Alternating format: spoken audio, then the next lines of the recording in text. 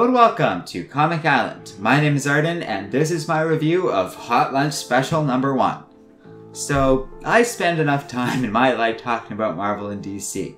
There's a new independent comic out from Aftershock Comics that looks very cool, and I thought I'd take a nice look at their work because it seemed a lot more grounded than the usual stuff we get out of any comic, independent or mainstream, and I have to say I was really impressed with what I got. Hot Lunch Special deals with this family that's vaguely involved with the mob or something like that, coming into conflict with the Italian mob, as far as I could tell, and us dealing with the fallout of all of that.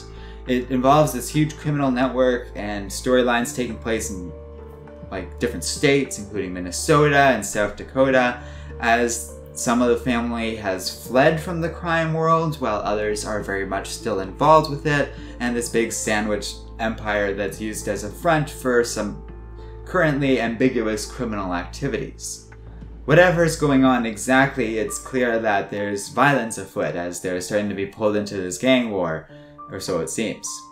It's a good story. It reminds me a lot of Fargo. If you caught that South Dakota reference, there's a lot of patrolmen in that area and the whole thing has a similar aesthetic to them, but it's a very different story, kind of mixing Godfather with Fargo in a very fun way.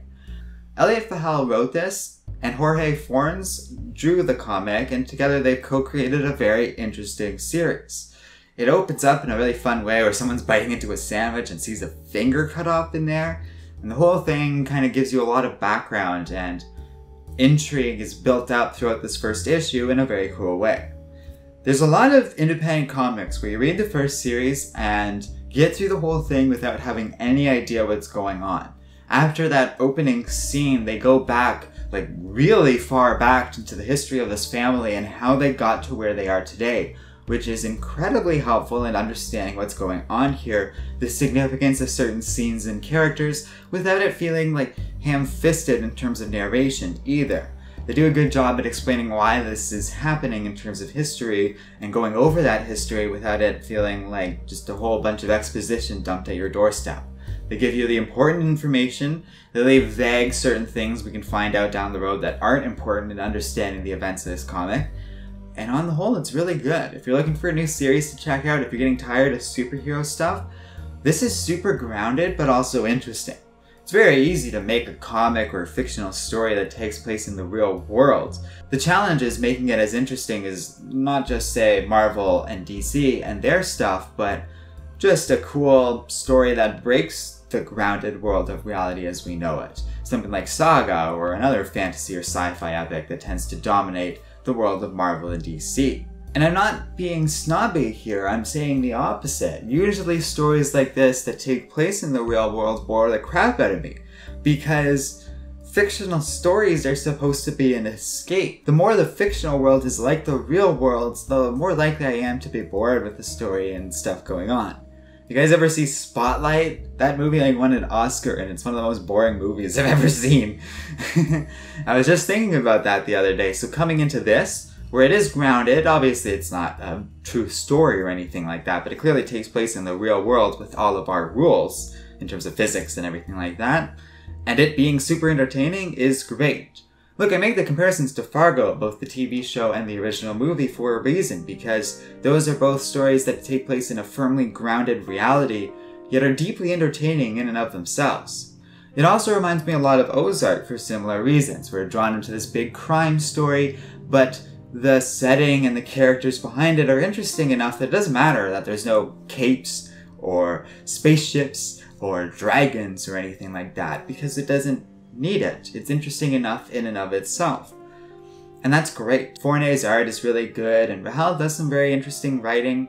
The story starts and ends with some big, iconic moments that really sell me on the whole thing, and I think you should check it out. Go to your local comic book store, see if they got a copy of this thing lying around. It's gonna be worth your time, and it's got a really cool aesthetic to it. I don't think the comparisons to Fargo are accidental. I think that was, to a degree, a source of visual inspiration for this, even if we don't get like the big snowy landscapes of the original Fargo movie or anything like that. The setting and the whole criminal aspect of it are similar, but Fargo didn't really get into the mob stuff too heavily, at least not from what I remember or saw.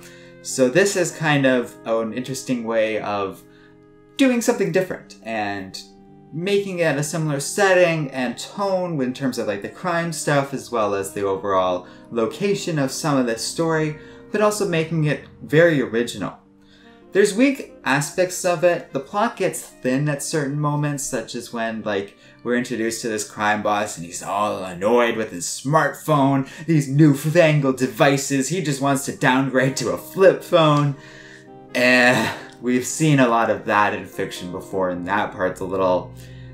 it just drags a little bit, ever so slightly. But nevertheless, Hotline Special is super entertaining, and Fournier's coloring and pencils really add a lot to this too. Not only do we get a lot of great sense in terms of facial expressions and that sort of thing, but also using color to convey mood and that sort of stuff. It's a simple and obvious move to basically desaturate the crap out of all the color in the flashbacks, looking at this family's history, but they very carefully use like red to identify this one character in an important way, and a lot of beige and grays to sort of look at the more mundane aspects of this world. And so when something violent and crazy happens, they use a lot of color in comparison, and that gives a lot of scenes weight and power. There are other thinner character moments. This one kid's teacher is kind of weird, and just some of his dialogue feels off and inauthentic for a human being to have. But on the whole, it's a really great comic. You can't really go wrong with this one. There's a lot of cool aspects of it, but it never quite overplays its hand in any significant way, and I truly appreciate that. It would be very easy to go overboard in terms of not telling us enough for us, the audience, to fully appreciate things, or to go too violent and too out of control, and then we lose the sense of traction that this comic very much has. It doesn't do any of that. It stays firmly within reality, but keeps things interesting enough that you want to keep going. I'll probably be curious about what happens next in this series. I think most people would enjoy this if they like those sort of crime stories. If you are interested in like those crime TV shows or stuff dealing with the mob, this is pretty interesting. And it's original enough too that it doesn't...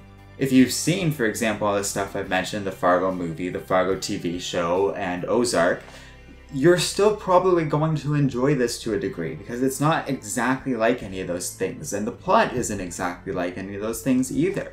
This is a good comic on the whole that's gotten a lot of great reviews, and I agree with those critics. It deserves all that attention because it's been really interesting so far, and on the whole, I think you could do a lot worse in terms of finding a cool new comic to read. This is actually the first time we've reviewed an Alterna Comics issue, and on the whole I'm impressed. Not just in terms of production quality, but them identifying these co-creators as someone worth publishing, and in doing so they did a great job. Everyone involved in this, beyond just simply Rahal and Fornes, who do a great work as the main creative team behind here, deserve a lot of credit. The whole staff behind this thing clearly not only identified an interesting story worth telling, but also made it the best it could possibly be.